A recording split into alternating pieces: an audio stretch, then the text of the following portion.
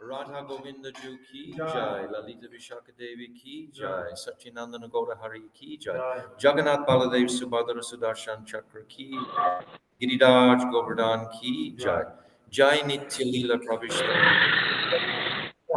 Srila Bhaktivedanta Narayan Goswami Maharaj ki jai, Jai Nitya Leela Pravishta Om Astotar Sadashishimat, Srila Bhaktivedanta Vaman Maharaj Goswami ki jai, Jai Nitya Leela Pravishta Om Astotar Sadashishimat, Srila Bhaktivedanta Swami Srila Prabhupada ki jai, Jai Nitya Leela Pravishta Om Astotar Sadashishimat, Srila Bhakti Pragyan Keshav Goswami Maharaj ki jai, Jai Jagat Guru Nitya Leela Pravishta Om Astotar Sadashishimat, Srila Bhakti Siddhanta Saraswati Goswami Prabhupada ki jai, Jai Paramahamsa Mahabhagavat Srila Gaurkishna Maharaj ki jai, Jai Saptam Goswami Srila Satchidananda Bhaktivinoda Thakur ki jai, Jai Vaishnav Sabhabhoma Jagannath Das Babaji Maharaj ki jai, Jai Srila Baladevi Dibhushan Gaudiya Vedantacharya ki jai, Jai Srila Vishnath Chakravarti Thakur ki jai, Jai Narottam Srinivas Shyamananda Prabhu Traya ki jai, Jai Srila Krishnadas Kaviraj Goswami ki jai,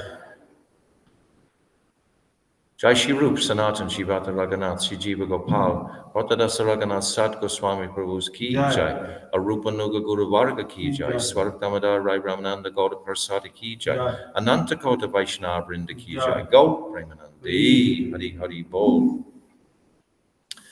Om Agina Timirandasya Gyananjala Shalakaya Chakshu Umritam Jena Tasmai Shri Guruve Namaha Gurave Gaurachandraya Radhikaya Tadalaye Krishnaya Krishna Bhaktaya Tadabhaktaya Namo Namaha Shri Chaitanya Manobishtam Shtabitam Jena Bhutale Swayam Rupa Kathamayam Dadati Swapadantikam Priya Swarupe Daita Sarupe Prema Sarupe Sahaja Rupe Nijana Rupe Prabhueka Rupe Tatana Rupe Swabila Sarupe Anapita Chirim Chirat Karunavartino Kalo Samarapaitam Unnata Ujjvala Rasam Swabhakti Shriyam Hari Purata Sundarata Tikatam Vasatipita Sada Hridare Kandare Sparatu Vasachinandanaha Yam Pravajantamana Petyam Apetykrityam Dvaipaino Viraha Katara Achuhava Putre Titam Mayatayotaravo Vinidustam Sarvabhutam Hridim Munimanatoshmi Bhaktya Vihina Aparara Lakshay Shiptascha Karmadi Tarangamadye Ripamaitvam Sharanam Prapana Vrinde Namaste Charanaravinjam Bhajami Radham Aravindanetram Smarami Radham Madhurashmitasyam Vadami Radham Karuna Baradram Tato Mamanastikatena Kapi Tavaivasmi Najivami Tvaivina Iti Vignaya Tvam Evam Charanantikam. And first of all, millions and millions of pranams to my beloved Gurudev, Nitya Vishnu Sarashishim Srila Bhaktivedanta Narayan Goswami Maharaj. And I'm offering the same again millions and millions of times until lotus feet of our beloved Nitya Lila Pravishta Om Astotar Sarashishima Srila Bhaktivedanta Swami Srila Prabhupada and all our Rupanuga Guru Varga and all the Vaishnava and Vaishnavi devotees of the Lord, my Dandavat pranams to all of you. Jai Vanchakalpa Tarubhyascha Kripa Sindhubevacha Patitanam Pavnebhyo Vaishnavebhyo Namo Namaha. How do you mute everybody? Can you mute everybody? Because sometimes they get unmuted.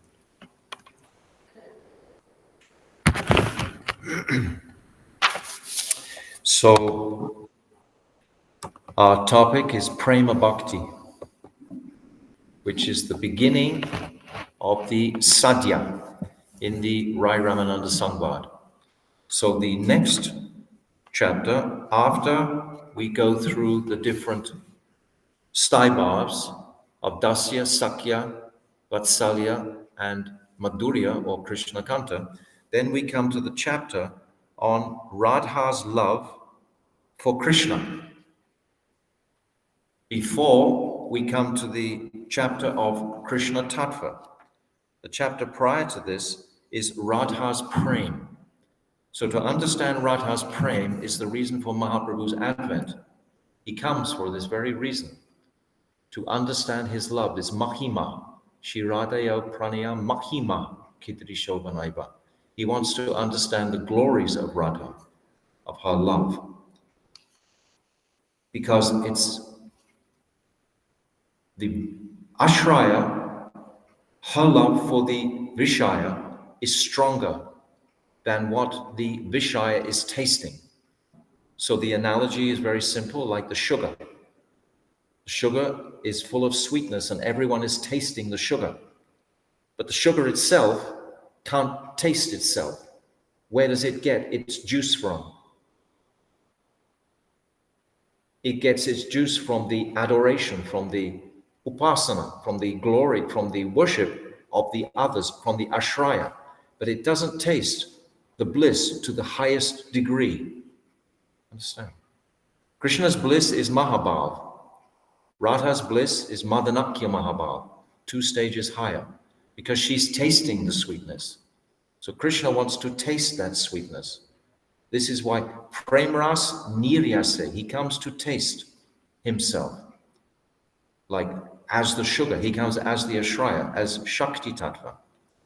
So in this Rai Ramanan Sangvar, after this Kanta Prem chapter, is the chapter on Radhika's Prem, Shri Radha's love for Krishna, because that's actually the essence that Mahaprabhu wants to taste.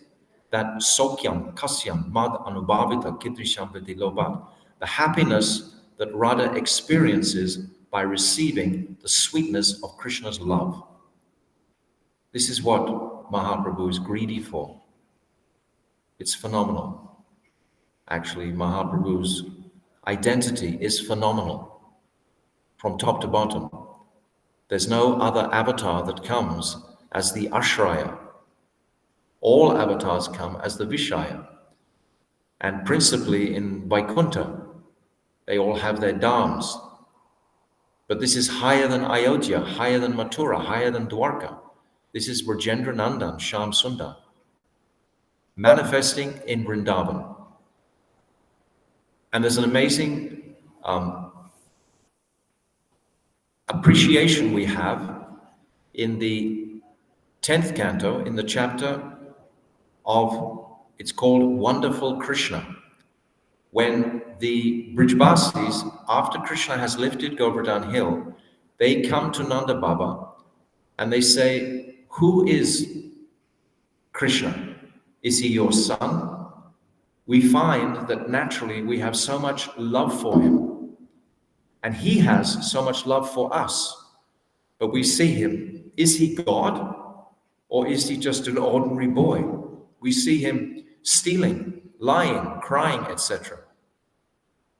But they're confused about this, so they come to Nanda Baba, because Krishna has taken such a role to be Mukdata and Sarvagyan, not knowing and yet knowing everything, coming as the child of Nanda and Yashoda, tasting the bliss of Mother Yashoda's Vatsalya Bhav, tasting the bliss of Nanda Baba's, but tasting the bliss of the Sakha's friendship, and especially tasting the bliss of the gopis' unbounded affection for him.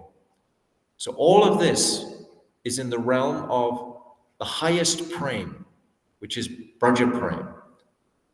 So when Krishna was on the planet, he was restricted from tasting that prem completely himself. So the Navadvip, Gora Lila had to manifest so it would complete the whole cycle. And every day of Lord Brahma, the same circumstances happen, once in the day. So this prem is fundamental to be trying to appreciate what was the prem that the Brijbasis had for Krishna, and what was the prem that Krishna reciprocated with them. And then to consider Mahaprabhu. What was the prem that he experienced in Navadvip? In Navadvip, principally, Mahaprabhu is experiencing Sham Ras or Sham Bhav. He's not fully manifesting as Radha Bhav in Navadvip. Understand, he has the potential within him but it doesn't blossom until he comes in contact with Sakhi Bhav through the exchange with Vishaka Devi, with Ramananda Rai. In Navadvip, he has very beautiful relationships. We read in Chaitanya Bhagavat with the milk merchant, with the perfume merchant, with the cloth merchant, with all these different personalities, like Krishna had with the weaver in Vrindavan. But they're very much this like family relationship, and very loving and very sweet. But the rasa, which Krishna wanted to taste, or yes, Krishna wanted to taste, can't manifest until he comes in contact with Sakhi Bhav. When he's in Navadvip, they're performing the Sankirtan Ras. My Gurudev has explained that this Mahabhav must be in Navadvip, in Goradam, because Goradam is exactly the same as Vrindavan Dham. So if there wasn't Mahabhav, it wouldn't be the same. But this Mahabhav is what Mahaprabhu experiences in the Sankirtan Ras at Shiva Sangam. At Shiva Sangam, when they have that Sankirtan Ras, this is when Mahaprabhu is experiencing Mahabhav, but not Ruda or Adi Ruda. We have to understand these stages very, very clearly. So it's explained in Bhakti Rasamrita Sindhu Bindu very clearly. These 8 Astasatvika Bhavs are in the Adi Ruda stage, fully blazing. We understand that in Ruda Bhav, there's 5. These Bhavs are, there's 5 stages of intensity, domyata, or jwalita, domyata, then dipta, udipta, and sudipta. These are the 5 stages of these sattvika bhavs. And then in the stage of ruta bhav, there are 5 of these bhavs. But understand, what are these sattvika bhavs? This is the very elements of the body, the pran of the body, the elements within the body are being impacted by the intensity of attraction and sweetness. Like the water element manifests as ashru, tears, etc. And the earth element manifests as pralaya, in a stunned way. So all these elemental 8 elements of the body, earth, water, fire, air, ether, well, 5 elements, because in some of the elements, more exhibitions of prem are manifested. Like in, earth, water, fire. Like in fire, for example, there's 2, Vaivarnya and Svabhed, perspiration. The changing of color. You understanding what I'm saying? So these elements transform, and they manifest as 8 elements. So when 5 of them are fully blazing, then that is Adiruda. And when 8, then it's Adiruda when it's 8, and when it's 5, it's Rudha. But this doesn't manifest in Navadvip. This manifests from a mood of separation in the Gambhira. After Mahaprabhu has met Vishaka Devi in the form of Rai Ramananda. So this whole Sangvad is opening up the entirety of the secrets of Mahaprabhu's mission, we can say, or his desire. It's opening the whole box through here, through these different stages. So to study this is really a powerful impression for the jiva. And they're like stepping stones, going through, very systematic, very logical. We go through from Varnashram, Nishkam Karma Yoga, Sharanagat, Gyan Mishra Bhakti, Gyan Shunya Bhakti. But now we've come to Prem. And this is the topic that we're discussing at the moment, this Prem. So yesterday, we reach this verse about Kriti Sadhya Bhavet Sadhya Bhav Sadhanabhida, that this potential is residing in the heart of all jivas, this potentiality of Bhav Bhakti. It's there already.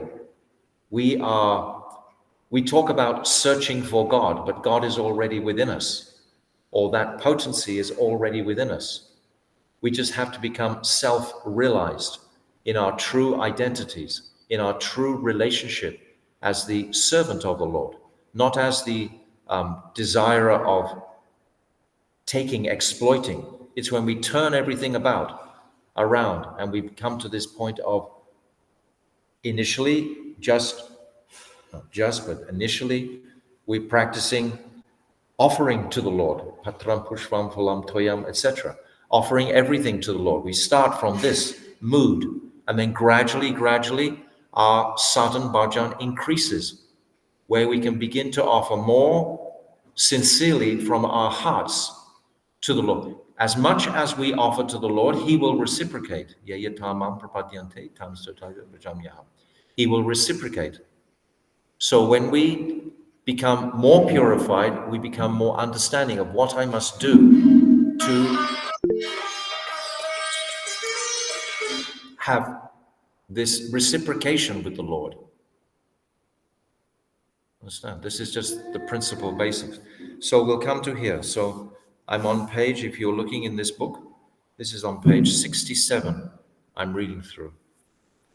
So we're up to the chapter on Prema Bhakti. So pure devotion is ever present. That's what we just said, is ever present. This potentiality in the jiva. Eternal constitutional position of the jiva. This is the eternal.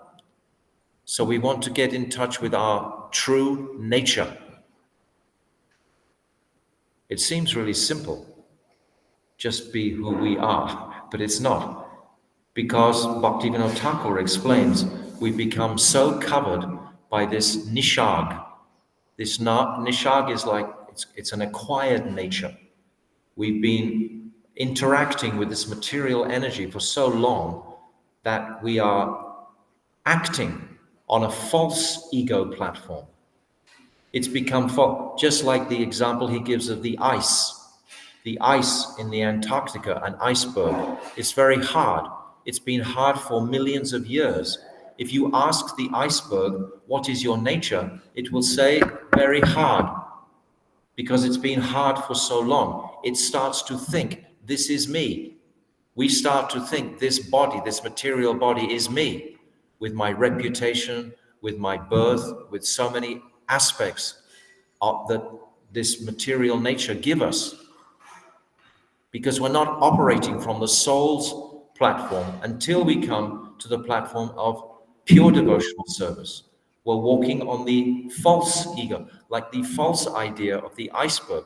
Because when a warm current comes, that iceberg will return to its original swabhav. Its original swabhav is liquid.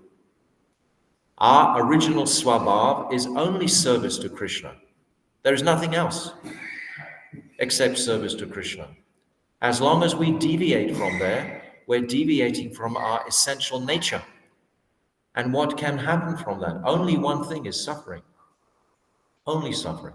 And contrary to that, when we get in contact with our pure nature and serve Krishna, serve the Vaishnavas, serve Guru, then great happiness and joy will come in our hearts.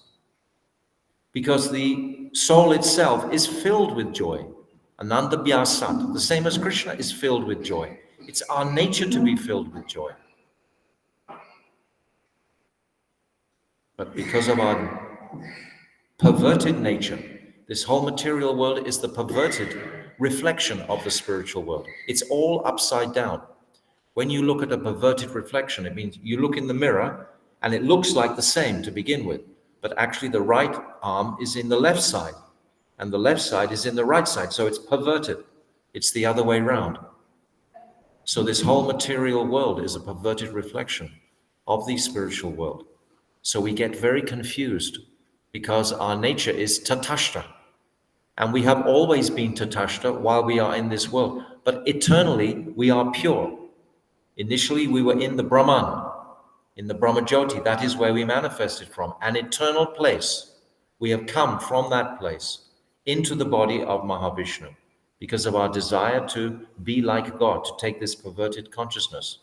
That's our predicament. That's the situation where we are. So my Gurudev says, pure devotion is the ever-present, eternal, constitutional position of the jiva. That's our essential nature.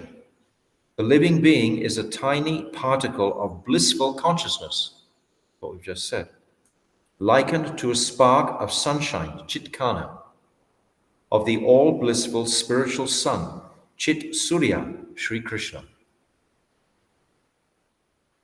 We are a particle of that.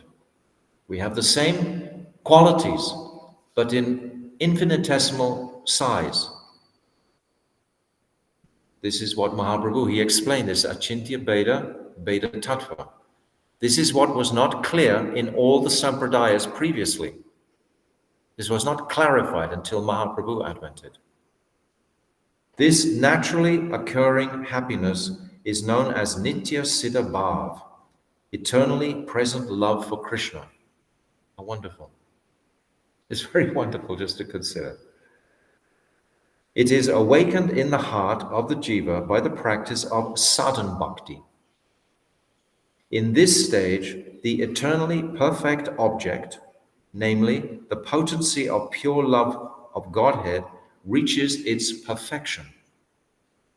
When the bound jivas, endeavoring by their senses, strive to attain bhav, their practice is called sadhan bhakti, by our senses. The goal of sadhan bhakti is to awaken bhav bhakti. This is what we spoke in the first evening that I came here. We were speaking about the same topic. At the time of initiation or diksha, the Holy Master instructs the sadhak on his relationship with Sri Bhagavan. If we are attentive and listening, Guru will instruct us. Initially, we are just almost like neutral servant, initially, but that will evolve by Gurudev's teachings, by Gurudev's association. One time I asked this question to Gurudev, and he told me, he said, you are like clay. I can mold you however I want. That's what he said. So if the disciple is submissive, if he's Sharanagat, Gurudev can mold us. I think you have a visitor over years. He can mold us how, in the direction of our greatest welfare and fortune. And as we said yesterday, and it was a big lesson to understand, that we are all completely individual. He's not going to mold us all in the same mold. We all have our individual distinctive characteristics and natures. That's what's got to wake up. That's what's empowering. Fixed in this relationship, the devotee performs sadhan with firm determination. Sudrita. What's that? Shraddha Shabde Vishvasa Hoy. Sudrita Nishchoy. Yes, the Sudrita with determination. When this Bhav Bhakti reaches a completely ripened condition, it is known as Prema Bhakti. When it's ripe. I know that this is beyond what we can accomplish now. But when we know the map, the road map, where we're going, we are halfway there. It's a fact. Once we know where know for sure, so we can never be deviated. We have taste for the sadhya. That will come. Whether we've reached the conclusion or not, we can still experience a wonderful taste for that sadhya, isn't it? You can experience that. You can realize that. That has to be there. We have to have that realization. And this comes in time. It doesn't always come immediately. It comes with time and practice, diligent practice. Abhyasena takuntaya. Arjuna, he's speaking to Krishna. The mind is like the restless wind to control. How do we control it? By practice and renunciation. Vairagya, abhyasena. These two practices, renunciation and by consistent Not that one day I'm doing this and next day I'm doing that, on and off. This is very bewildering for the mind. We have to become steady, steady. Actually, in the 40th chapter in Jivadhamma, it's describing this final stage, that one must become steady in his sadhan bhajan. So the sadhak, bhakta, becomes extremely blessed when Sri Guru bestows realization of his position as a maidservant of Sri Radha. But this again is a very high stage. I mentioned the other day, once we were sitting in Mathura Math, there must have been about 500-600 devotees present. My Gurudev was talking about this. And Madhav Maharaj, he was Madhav Maharaj that time.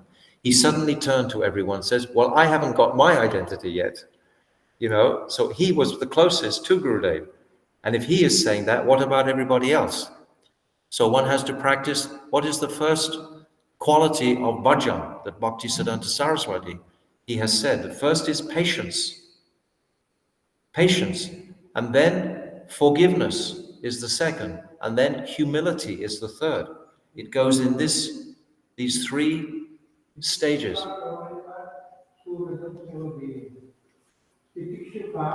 Yeah, first is patience. Yes, first is titiksha, patience, tolerance. We have to tolerate this material body. Nobody is free of issues. If you get purified of one issue, say you have a bad knee, you get fixed with that. Next thing you have a toothache. After you fix that, then you have an earache. After you fix that, then something else. It's designed that way, perfectly, so that we will be in constant anxiety about the condition of our bodies. It will never be satisfying. So we have to be patient in every single circumstance. Not so easy. Easy to say the words, but it's not so easy to actually experience it. We have to know that there's no ending. And at the same time, if we understand that all of this pain, etc., is to deepen our attraction to Krishna. Because generally when the soul, especially at the time of death, the body will heat beyond 108 degrees.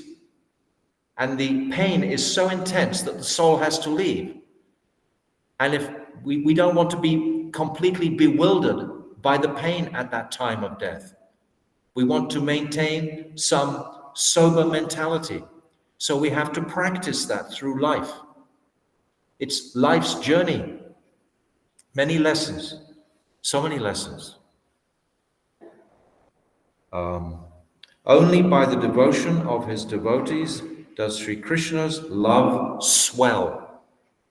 Krishna's love will grow by the devotion of his devotees.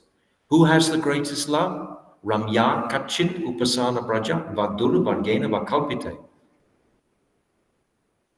This is saying, this Vishwanath Chakravarti Thakur is saying this verse. What's that? Aradayo Bhagavan Brajesha Tanayas Tattama Vrindavanam Ramya Kachit Upasana Braja Vaduru Vargena Vakalpite. That this highest worship is performed by the gopis. They are pleasing Krishna the most. And if we are in their anugatya, which is what all this Ramananda Rai Sangpad instructions are about, following in the wake of the gopis. This is why we have to have this collected in our hearts. Now we have, not yet.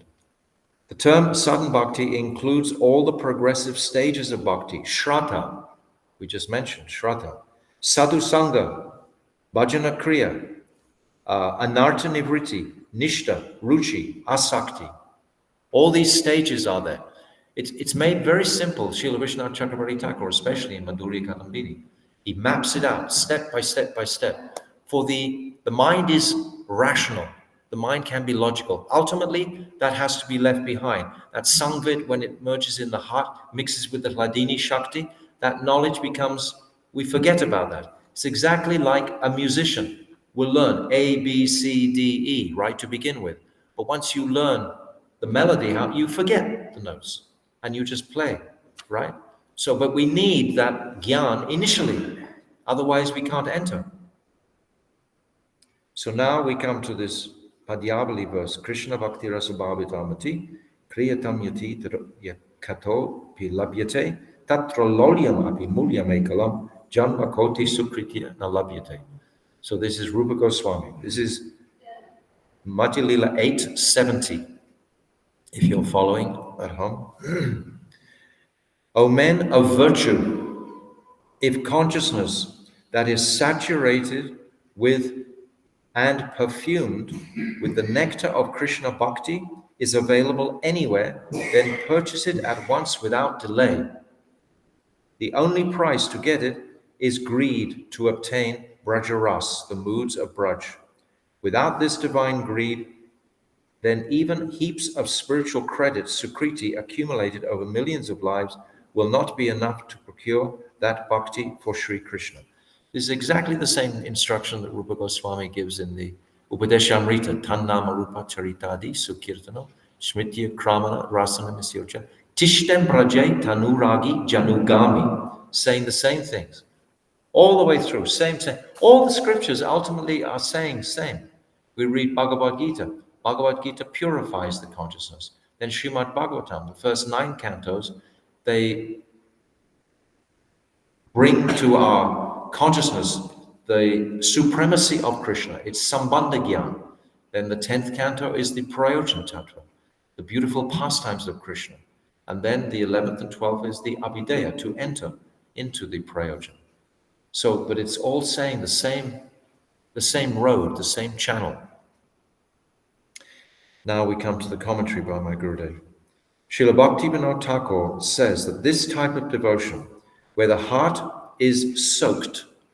What is soaked in Hindi? How you say soaked? You understand this word? Very wet, soaked. Soaked in Krishna Bhakti Ras, the nectar of loving service to Krishna, has only one price, and that price is greed. This lobe, this greed, this hunger. We talked yesterday this utsaha. It's the same message every time. Bhakti is of 2 types. The first type is Shastra Avadharana Mayi, Vaidhi Bhakti. So Vaidhi Bhakti is there to bring us to a realization of Krishna as the Supreme Personality of Godhead in a fearful condition, full of Aishwarya. I become afraid of Krishna. All the religions on the planet are like that. They don't have any idea of actual personal relationship. Islam, Christianity, etc. All these religions, they're all fearful. And the people who control them are filled with fear also. Anyway. The path of bhakti inspired by the governing principles of the scriptures. And the second is Lobha Mulaka, Raganuga Bhakti, devotion impelled by greed to follow the loving sentiments of the eternally perfected residents of Braj. We're following the residents of Braj. Here, Sri Ramananda Rai is alluding solely to the second type of devotion, namely Lobha Mulaka Raganuga Bhakti. Sri Chakravarti Thakur tells us that the only method to give happiness to Sri Krishna is Krishna Bhakti Bhavati Mati. Krishna Bhakti Bhavati Mati. To have a consciousness infused with the flavors of loving service to him. A fortunate person may enter this Raganuga Bhakti, spontaneous devotion. We enter it because we're hearing about it. Just simply by hearing about it, we'll begin the process of becoming enthusiastic. How enthusiastic are we to hear these topics of the Vrijabasis in Vrindavan? They are so much beautifully described throughout the 10th canto in particular. All these remarkable, the sweetness and speciality of Krishna in Vrindavan. I just said before that chapter, Wonderful Krishna, when we appreciate the special nature of Krishna in relationship to the Vrijabasis. He's the Supreme Personality of Godhead himself, but he's totally controlled by their love. It's like that control by the gopis is called Samartha Rati. This Rati will control Krishna. The queens of Dwarka, that's Samanjasa Rati. That doesn't control Krishna because it's in Swakiya Bhav. It doesn't have that same control. Actually, they only reach the stage of anurag in the progression of intensity of their relationship. It's anurag. So these two types of bhakti. And in this case, Sri Krishna means Brajendra Nandan Sri Krishna, the son of the king of Braj. And bhakti signifies bhav bhakti, the initial stage of perfection in devotion, which matures into prema bhakti. We are reading the chapter entitled Prema Bhakti, but we're understanding there are so many gradations within this Prema Bhakti. This is what we are understanding. This is what my Gurudev is explaining.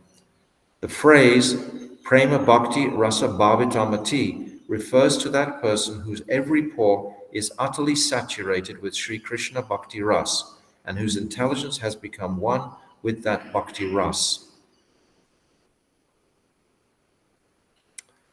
This mood may only be attained by the mercy of Bhagavan. In Srimad Bhagavatam, it has been said, Satambra Sangam Mamavira Samvido Avanti Hritkana Rasanaya Bhakatha Tajjosna Sav Apavarga Vartmani Shraddha Rati Bhakti Anu Kramishruti. This Kapila Devahuti Sambhava. In the assembly of pure devotees, powerful discussions illuminating my heroic deeds become a rejuvenating tonic for both the ears and the heart. By hearing these narrations, one quickly advances on the path of freedom from ignorance. First, he develops Shraddha, then Rati, and finally Prema Bhakti. This is the path that Kapila Dev is speaking to Devahuti. This Bhakti Bhav is received by two methods. By the mercy of the devotee, Bhakta Prasadja, and by the mercy of Bhagavan, Bhagavat Prasadja. The mercy of Bhagavan strictly follows the mercy of the devotee. We see in Madhurya Kadambini in the first chapter, it's questioning where does this, how does this bhakti manifest? Is it by karma, etc.? So many propositions are put forward. And finally, the conclusion is that it follows, Bhakti sanjayate bhaktya. Bhakti comes from bhakti itself. So only by Guru, his bhakti will inspire our bhakti. The clear example of this is like a piece of wood. All wood has the element of fire within it, right? But the wood can never ignite till another piece of fire touches that wood. In the same way, bhakti is dormant in the heart, but cannot be inspired until someone with that bhakti touches it and inspires it. That is Sri Guru. It's very simple. But touched, how does it get touched? By relationship. It's not just physical proximity. That may last for a moment or two. But it's actually by the developed relationship when we're thinking constantly, daily, moment by moment of our Gurudev. And always knowing that our Gurudev is connecting completely to the Guru Varga. So it's the current from Rupa Goswami ultimately that is being channeled through our Gurudev. And this relationship, this sambandha, must be there. This Vishramba Seva must be there. Otherwise, the fire will not ignite. How can it? This is the very reason why Swayam Bhagavan Sri Krishna descended in the form of the topmost devotee, Sri Chaitanya Mahaprabhu, and poured his mercy everywhere. So, Chaitanya means consciousness, right? So this highest consciousness of the soul is what we are praying for. Srila Narottam Das Thakur has prayed to Sri Lokanath Goswami, Habe Lokanath More Sange Loya Jave, Se Rupera Pada Padme Mora Sampiva. O Gurudev, when will you bestow upon me your mercy and offer me to the feet of Sri Rupa Goswami. This is our prayer, that Gurudev will bestow his mercy so that Rupa Goswami will have his mercy upon me, and I will understand the glories of service to Sri Radhika as Rupa Goswami, Rupa Manjari, is able to perform. This is what I'm hungry for this. This hunger has to be inspired in the heart. In the same manner, we see Srila Krishna's Kaviraj praying at the end of almost every chapter of Sri Chaitanya Charitamrita. Sri Rupa Raghunath Pade Yare Asha, Chaitanya Charitamrita Kahe Krishna Das. That he's praying for the mercy of Rupa and Raghunath every chapter. Always praying at the lotus feet of Sri Rupa and Sri Raghunath for their mercy. I, Krishnadas Kaviraj, recite this Chaitanya Charitamrita. So this Charitamrita, this nectar of the charit, of the sweetness, the instructions of Chaitanya, of consciousness, of elevated consciousness. Bhagavan can give bhakti, but not a mood of service to him. Because we have independence. Why do we have independence? We only have independence for one reason, so that we can independently turn to love in service to Krishna. This is why we get so much problem in the material world. Sometimes people, they answer like in Jaivadama, Brajanath, he's asking the question, well, if Bhagavan hadn't given us independence, wouldn't it be a lot easier? Then I would have just gone straight back to serving Krishna. But without that independence, we don't have the potency to love. There's no relationship can happen without you independently deciding, yes, I want to have a relationship here. Without that independent choice, it can't happen. You can ask anything if there's something comes up to discuss these points. We can see that there are two types of bhakti, no? So, Vaidhi Bhakti and Rupanuga Bhakti. These practicing devotees, Vaidhi Bhakti, they have also lova, enthusiastic, practicing. No? This is different from Raganuga devotees. Of course. Because they also have lova, maybe... Yeah, but what do they desire? This is the whole point of this Sangvad, is what is our sadhya? What is our desire to attain? If they're performing devotion very enthusiastically, but what do they want? Do they want liberation? Most people want liberation from suffering because a pin is pricking you of the material energy. It's very painful. I want to be freed from that suffering of material energy, right? Isn't it? So they might be performing devotion very enthusiastically, but what is their aim and object? If their aim and object is for moksha, then that is not in the same path as Raganuga. But the Raganuga, he's experiencing that same suffering, but he's climbing over that with his focus, his vision on Raganuga. This is the distinction. But before Raganuga, we need practice Vaidhi. We perform Vaidhi, but with the focus, we're all performing Vaidhi Bhakti. Vaidhi Bhakti is following Ekadashi, Mangalarti, all this is all Vaidhi Bhakti.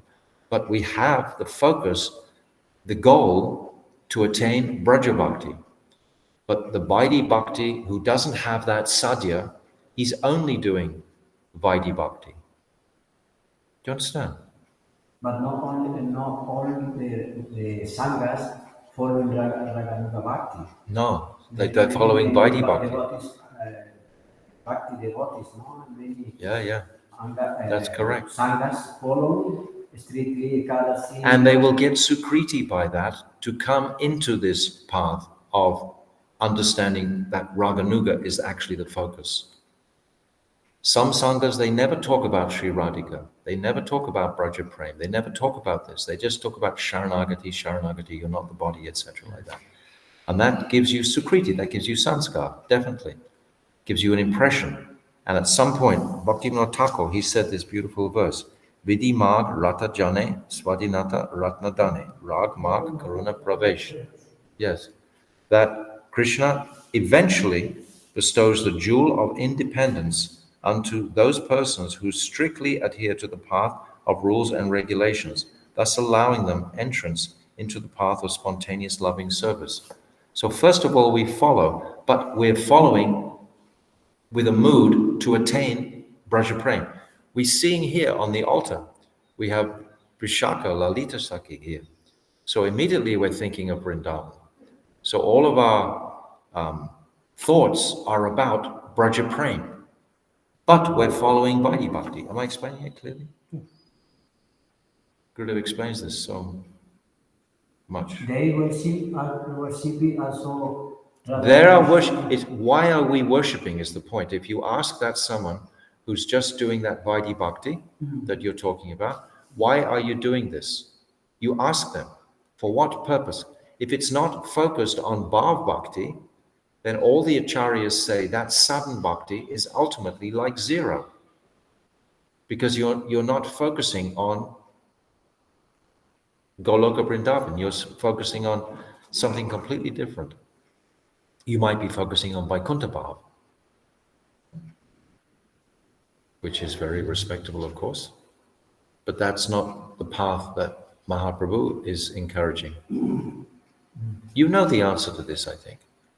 You know already the answer to this, what you're saying. If they're doing the Vaidhi Bhakti, but they're not focused on Vrindavan, then what are they focused on? What is their focus then? Liberation, or swaga, or material happiness. This asat trishna, these three anarthas are there. Nobody knows. If they're in ignorance, that's a tragedy, yes. This is why we put these books out. And we have to speak fearlessly, because our Guru Varga is fearless, even if they don't like to hear. And many times they don't. I live sometimes in ISKCON, and many people, they come and I have to speak to them. And I tell them, Anapita Chirim Chirat, I explain about Pranaya Geet, Gopi Geet, Brahmara Geet. I explain these topics to them. And they're very confused and bewildered. Why are we not hearing this from our gurus? And then I show them Bhaktivinoda Thakur is saying only this. There's a reason. Because in a society, it needs, or an institution, it needs control. And how do you control? By fear. All religions are controlled by fear. The Roman Catholics, why did they build such a huge Vatican? Have you been in the Vatican? It's huge. Why? So people will be afraid. They'll come in, oh, this is so big. I am so small. And then the Pope can say, yes, I am like God. You do this and this, like this, you know? It's very sinister. And he's sort of doing the same. They're building huge, huge, huge temple. So people will come be afraid. Control and fear are the qualities of demons. Always. The sadhaks, the saintly people, they don't want to control you. Not even Super Soul controls you. Not even Krishna controls you. Why should some man try to control you? We don't like that control. We control if we become so fearful and insecure because we don't have the tattva. It's very, very unfortunate. But it's the state of the world.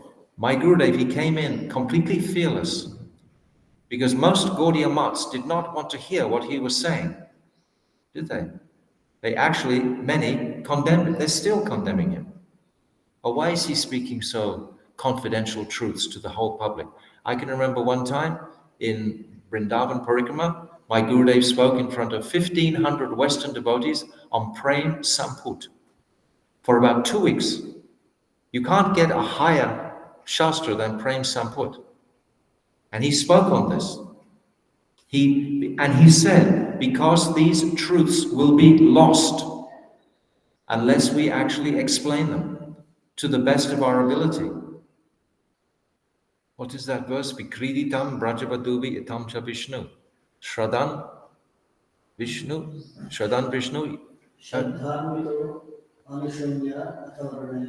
Bhaktim param bhagavati labhya kakyam. Yes. Vikriditam brajavaduvi itam cha Vishnu. Shradan Vishnu. Yad Baranyanya. Bhaktim param bhagavati pradilabhya karmam hidrogam. This is the last verse in the Rasa Panchadya. The last verse. That one should hear these truths and speak these truths. One should hear from saintly persons like Srila Gurudev, and then we should speak these, and then bhakti will manifest in the heart. First, we have to hear, like we said the other day, if you're studying Upadeshamrita, you have to hear about the 11th verse first to be inspired to practice Vacho Vegam Manasakrodebe. Unless you hear about the sadhya, the goal first, why should you be inspired to practice controlling the mind, etc.? You know? So this verse is saying like that. My Gurudev gives an essay in the beginning of Venugit. Very, very important. Because many people, they think, oh, I have to control my senses and my mind first before I can hear these rasic topics about Braja Prem. This is what in other groups they say like this. First you have to be very controlled like a yogi, control your senses and mind, etc. And then you will have the qualification. But no, this verse is saying Bhaktim Param Bhagavati Labhya Karmam Hidroga. That first Bhakti Devi will manifest and then the disease of lust will go. That's what the verse says. Bhaktim Param Bhagavati Labhya Karmam Hridroga. This Hridroga, this disease of the heart, this lust, will go after bhakti has come. Not before. You can't, do you understand what I'm saying? Am I saying it clearly? Yeah. If you know it, then it's clear, but if you don't know it, it might be, I'm trying to explain a very... So this verse, Prema Bhakti, is a very Gurukuya. Prema Bhakti Jahaniko, Avidya Vinasya. Yes. First Bhakti and then. First Bhakti is coming, and then the anarthas will actually go away. Not you try to separately work on the anarthas like a yogi. A yogi just focuses on his own purification. But we are not yogis like that. We are hungry for Braja Prem. We want to hear the pastimes of Vrindavan that will automatically purify the mind. This Harikatha we were talking just yesterday is so purifying that it will purify the consciousness. So some real, genuine enthusiasm will come to please Krishna. But even we also offer pranam to Krishna like Narayan. Otherwise, nobody in Vrindavan offers pranam to Krishna. When we come, we offer pranam. We see him, because pranam is only offered to Narayan, not to Krishna. We are performing Vaidhi Bhakti. This is what we were just saying. Then is it? I mean, we should offer pranam, but we have to offer pranam, but it's like Uddhav. Because you are doing something physically and something mentally, it is not seen. Because you are thinking Vijayendra Krishna and then you are offering pranam to Narayan. But you still offer, because we are still thinking Krishna is the Supreme Personality of God until I'm fully realized. But we see that example in Braj, when Uddhav, he goes to Braj and Krishna grants him a vision.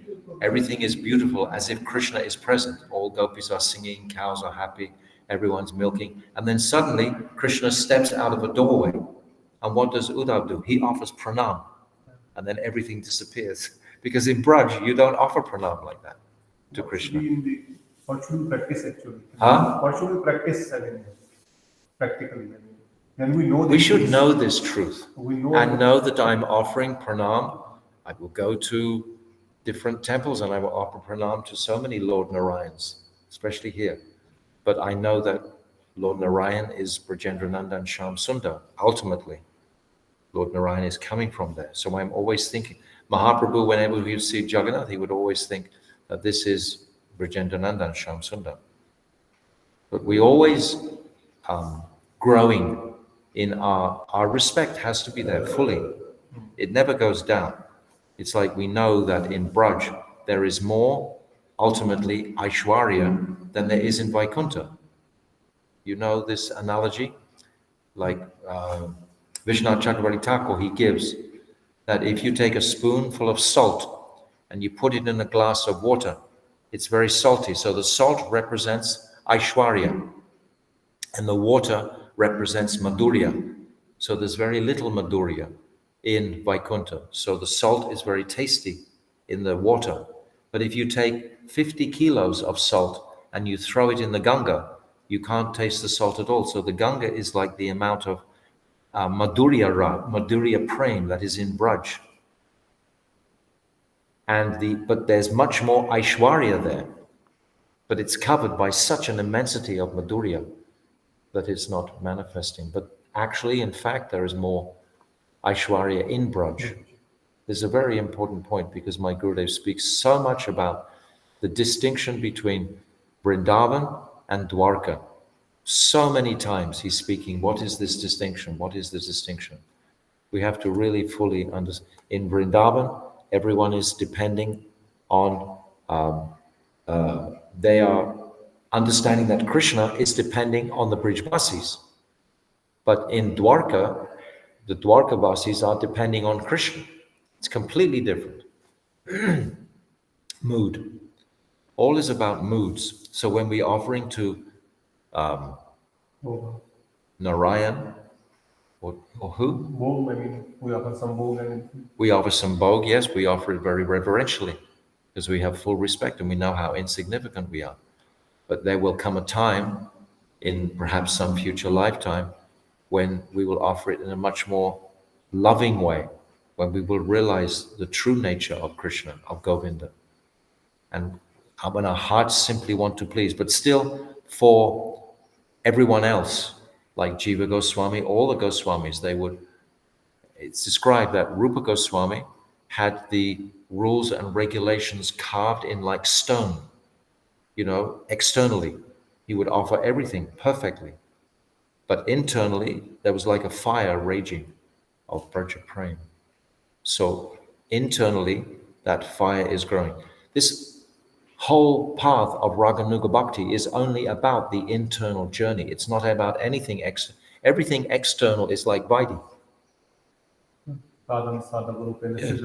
Yes. All this is the everything activity that we do is this external is about Vaidhi. But internally, Seva Sadak Rupena, Siddha Rupena, Chatrahi. What's the next part of that? That Bhav Lipsana Karyam. Sorry, I keep reading these verses. That Bhav Lokanashare Aram. That last line. Yes. So this is the answer to your question also, that Raganuga Bhakti is an internal development. And Vaidhi Bhakti is like the external manifestation. So we are in this bodily platform, so we are performing Vaidhi Bhakti with our senses, doing all kirtan, offering arti, etc., etc. But internally, we are remembering the pastimes of Radha and Krishna. There's a distinct... This is one Raganuga devotee, no? Raganuga. Yes. But no, someone who is just focusing on Raganuga Bhakti, not even realize he's doing Vaidhi, but he's focused on the path of Raganuga Bhakti. He's not a Raganuga Bhakti yet, but he's focusing on the path. He wants to be like that. He's following the moods of the Brijavasis. Understand? Yes, but there is another devotee only Bible, not no Raganuga. Well, that's unfortunate. Then they haven't understood the scriptures of Jiva Goswami, Rupa Goswami, of Mahaprabhu himself. No access to this. No higher association. They haven't understood properly. Yeah. Always association. Without that association, it's like some societies, they've never had association, of someone who will speak. They never had but when you have that association, what is the result? You have confidence in that. That Shraddha, Shabde, Vishvasa. Vishvasa means confidence. That full confidence we have.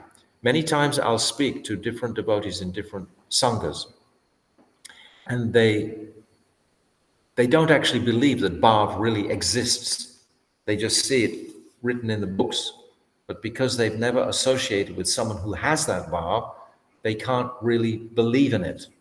This is why. If they're Vaidhi Bhaktas fully, they've never actually been with someone who was in Bhav Bhakti. So all they know is Vaidhi Bhakti. All they know is rules and regulations. And it can be very all-pervasive. It can completely cover the consciousness. Isn't it? So some dry. Dry. For us, it's very dry. And for them, it's actually dry. And most of them leave. Many of them go back to their families and go away somewhere. They don't maintain. It's like a yogi's path. And then they just want the Brahman or Paramatma realization, some lower stages. So it's a very subtle journey. There are many subtle truths that are being described here. Along with bhakti, I'll start this. Huh? There's a question. Question. Shall I open it? Hare Krishna Maharaj, Dandavat Pranam. Okay, Dandavat Pranam. Maharaj, you mentioned about all souls originating in Brahma Jyoti initially. And then there are three types of souls. One soul manifests in Goloka Vrindavan. The second, to serve Lord Narayan in Vaikuntha. This is described in chapter 16 of Jivadhamma. And then the third type of soul is manifested by Baladev or Sankarshan, Mul Sankarshan, within the Brahmajyoti. That is where the souls are manifested initially. It's from that place that we, with our independence that we've just spoken about, decide to actually go to our constitutional position of service to Sri Radha, Krishna, or Vaikuntha, or to come into this world. What was your question? Yeah, so that's a concept I find a little hard to understand, Maharaj. So Of course, you don't understand eternality. No one can understand Jiva Tattva fully. Yes, carry on. When a soul manifests,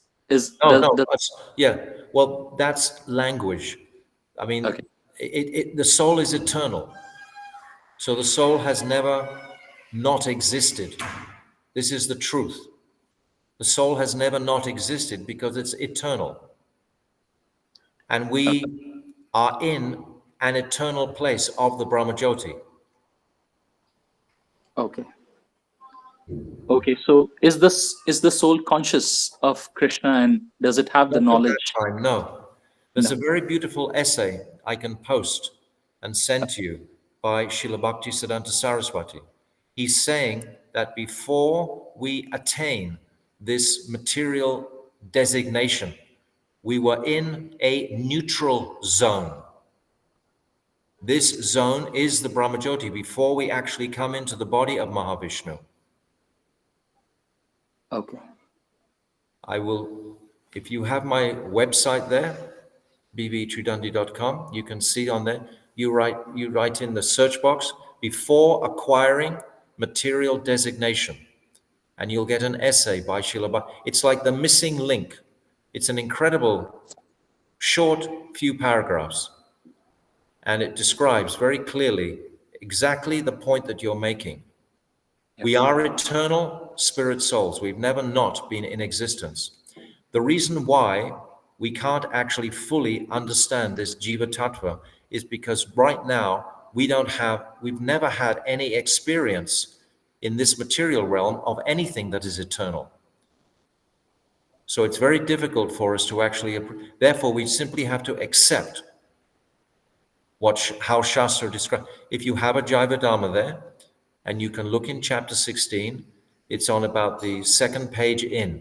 The beginning of the paragraph is innumerable jivas manifest from Baladev Prabhu to serve Brajendra Nandan Shyam Sundar in Vrindavan.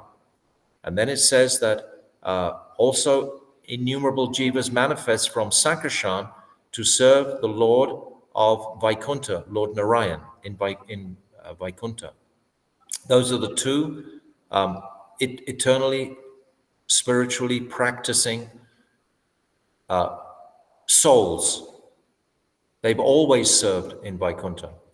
And then there is the third type of jiva, which is us. And then it's described that they actually manifest from the rays of the glance from Mahavishnu. Because that is we actually enter into this material world through the body of Mahavishnu. But prior to that, where were we? That should be the consideration. And prior to that, we were in the Brahmajyoti, which is an eternal realm, in our eternal nature as a spirit spark, but with practically no distinct consciousness. We were just like Brahma Bhuta Prasanatma, na sochati na kanchati, like nirvanic state of consciousness. Of course there was consciousness, but it was like self-satisfied consciousness. There was no greed for anything. But by the mercy of the Lord, at some point, consciousness arose. And the first desire is to love. That is the first desire. And we have an option of actually loving the Lord or loving ourselves as God, because we are parts of God. Okay. Okay, now I understand. So initially there was no consciousness, but at some point of time, the consciousness arose, and then we had the knowledge of what would happen if we go towards the material world. Sorry to interrupt, there is always consciousness, but what degree of consciousness? What is the stage of consciousness that we're talking? It's like, for example, there are 5 stages of consciousness described in the beginning of Jaiva Dhamma. Achadita Chaitana, of the consciousness of trees, for example, very, very dull, covered.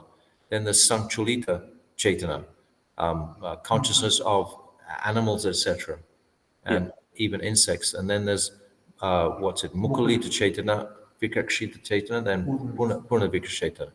These 5 stages of... So consciousness is always there, but to a very minimal degree. Because the spirit spark is made of consciousness.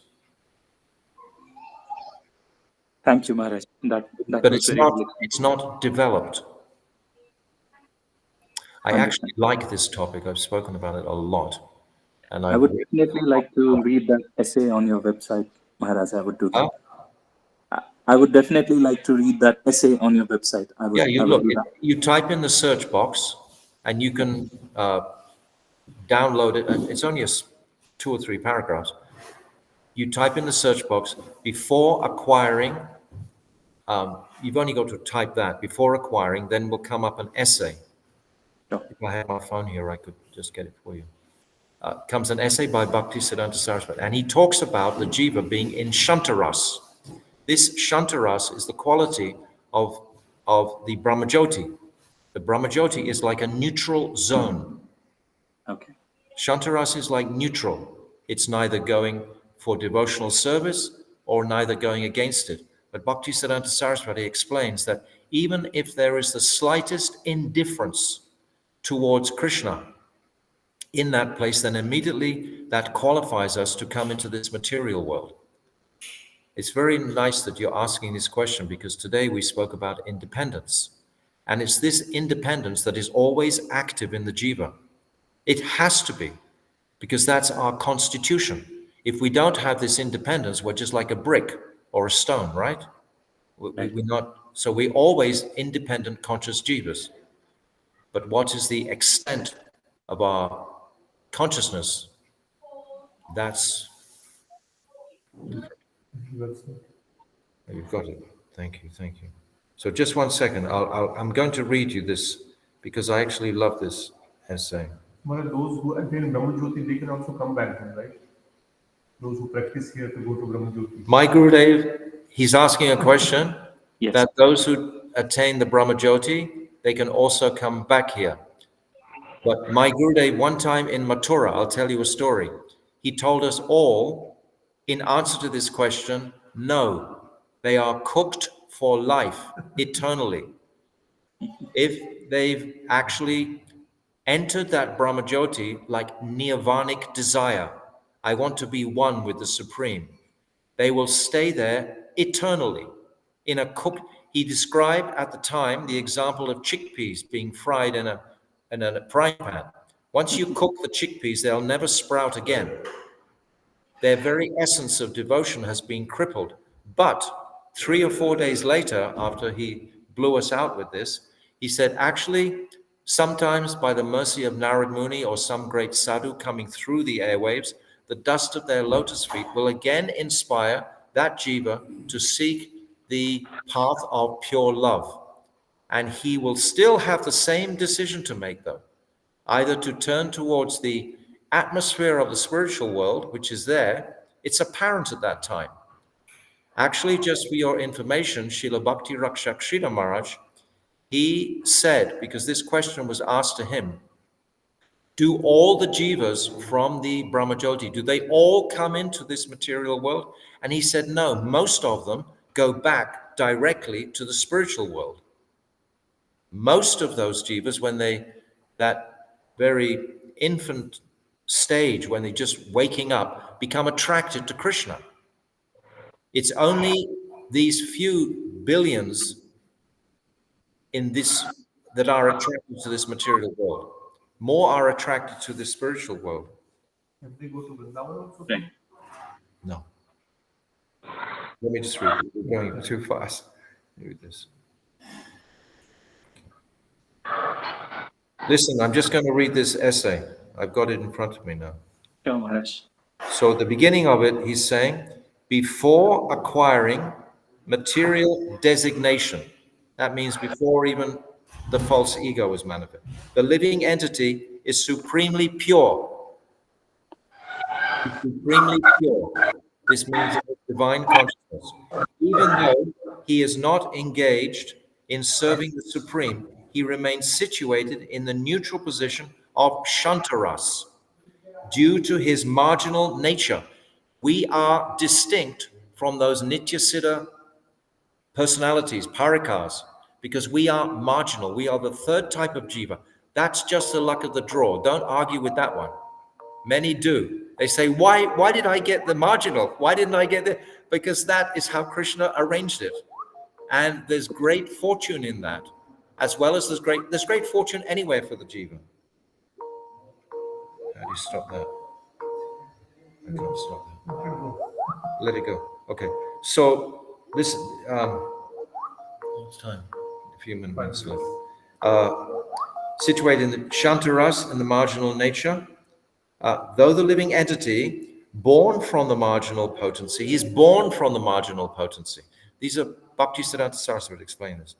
Does not at that time exhibit a taste for serving the Lord due to lack of knowledge of self-realization.